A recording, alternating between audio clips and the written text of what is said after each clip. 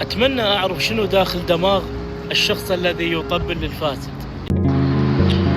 أتمنى أعرف شنو داخل دماغ الشخص الذي يطبل للفاسد، اللوقي المتملق، الناس اللي تهوس للفاسد، الناس اللي تروج له، الناس اللي تجيب له رقايق، الناس اللي توصل الكرسي وأنا ويعلسهم وما يحترمهم. شنو من عقل انت شنو من مبدأ شايل؟